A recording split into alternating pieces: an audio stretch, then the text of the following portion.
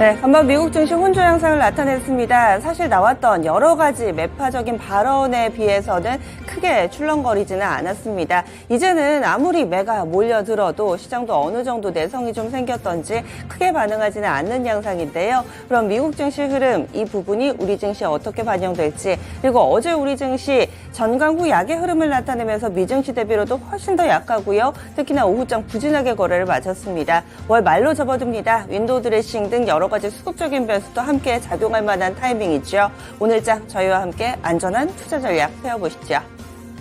그럼 핵심 뉴스 알아보겠습니다.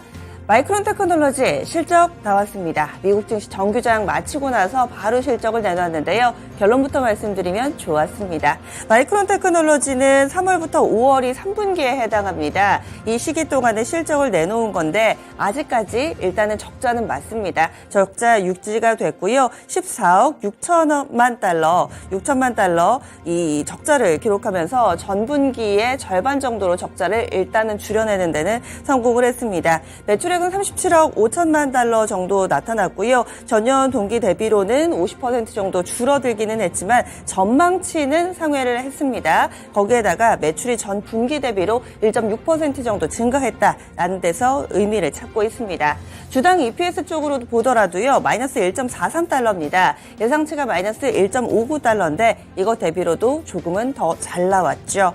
그리고 세부적으로 보자면은 낸드 출하량이 30% 정도 급증했다라는 데서 많은 투자자들이 집중하고 있는 대목이고요. 이런 실적 발표와 관련해서 산제히 이 마이크론 테크놀로지 CEO가 매출, 이 메모리 매출이 저점을 통과했고 또 수요 공급이 차츰 균형점을 찾아가면서 영업이익도 개선될 것으로 기대된다라고 평가를 했습니다.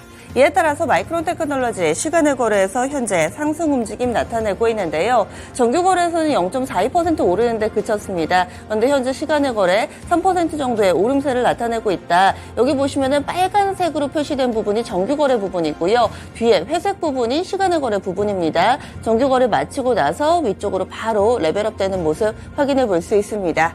이와 관련해서 이제 삼성전자도 다음 주에 실적 발표를 앞두고 있습니다. 반도체주들 일제 실적을 슬슬 좀 준비를 해보셔야 될 것 같은데요. 일단 마이크론 테크놀로지가 테이프를 잘 끊어준 만큼 기대가 조금씩 올라가고 있습니다.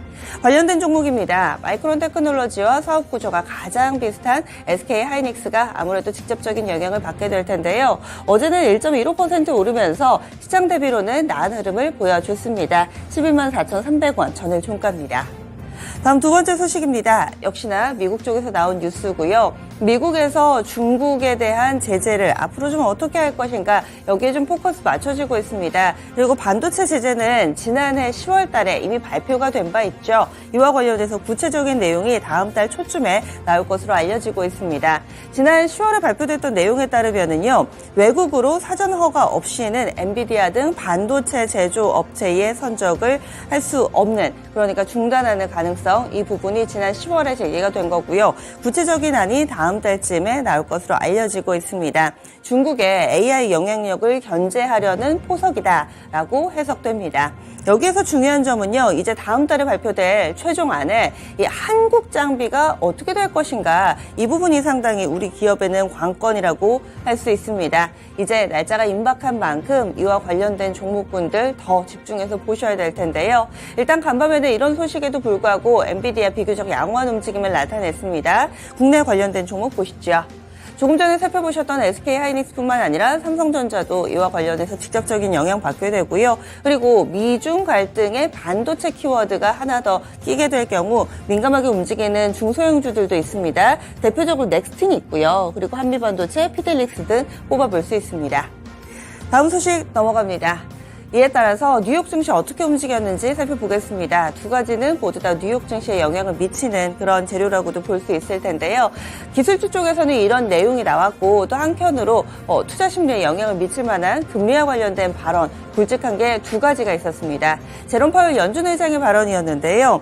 더 많은 제약이 온다면서 연속적인 추가 금리 인상도 배제하지 않겠다라고 설명을 했습니다. 현재 이 앞서 FOMC에서 나왔던 점도표에 따르면은 하반기 2번의 추가적인 인상이 불가피한 상황인데요. 이 추가 인상 연이어서 할 수도 있다. 이런 가능성이 나온 겁니다. 거기에다가 22 크리스틴 라가르드 22 총재도요. 금리 인상을 꾸준히 좀 이어가겠다. 이렇게 이야기를 내놓기도 했는데 여러 가지 매파적인 발언에도 불구하고 일단은 기술주들이 양호한 움직임을 보여줬습니다. 그래서 나스닥 지수가 강보합권 0.27% 정도 오름세 나타냈고요.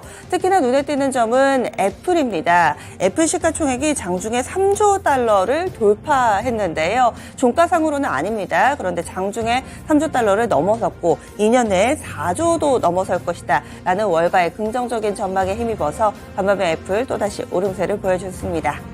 다음 뉴스 넘어가겠습니다. 이번에는 시선을 국내로 좀 가져오죠. 한일 통화 수합이 임박했다라는 소식이 전해지고 있습니다. 한미 통화 수합은 많이 들어보셨을 텐데요. 한일 통화 수합. 요번에 체결되면 8년 만이라고 하네요. 그래서 우리에게는 다소 좀 어색한 이런 단어가 됐습니다.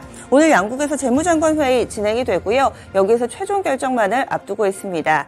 규모는 적으면 20억 달러, 많으면 100억 달러 정도 될 것 같고요.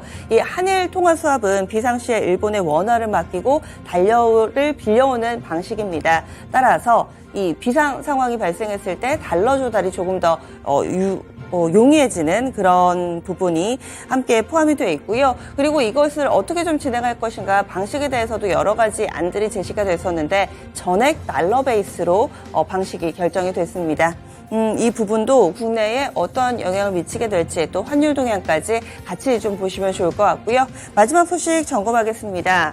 라면에 이어서 최근 들어서 음식료 업계에서 가격 인하 움직임이 꾸준히 나타나고 있습니다. 먼저 시작된 것은 농심이었고요. 그리고 삼양식품 같은 경우도 7월 달부터 순차적으로 삼양라면이나 짜짜로니 등 몇몇 12개 대표 제품에 대해서 평균적으로 가격을 4.7% 인하한다고 밝힌 바 있습니다. 그런데 여기에서 이 핵심 라인업인 불닭볶음면 쪽은 빠졌습니다. 회사 측에서는 수출이 주력하고 있는 제품이기 때문에 이번에 가격 인하에서는 뺐다라고 얘기하는데 어찌 보면 또 알맹이를 뺐다라는 비판이 나오기도 합니다.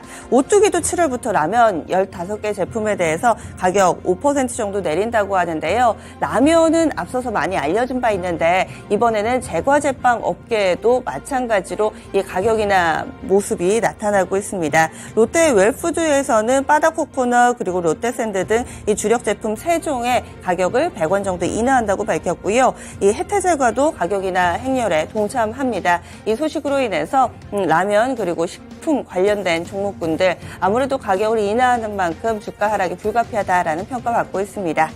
이렇게 해서 관련된 종목도 함께 좀 보시면은요. 농심, 오뚜기, 삼양식품, 라면 관련된 종목 있고요. 그리고 제과 관련해서는 혜태제과식품이라든지 롯데 웰푸드가 관련된 종목으로 묶이고 있습니다.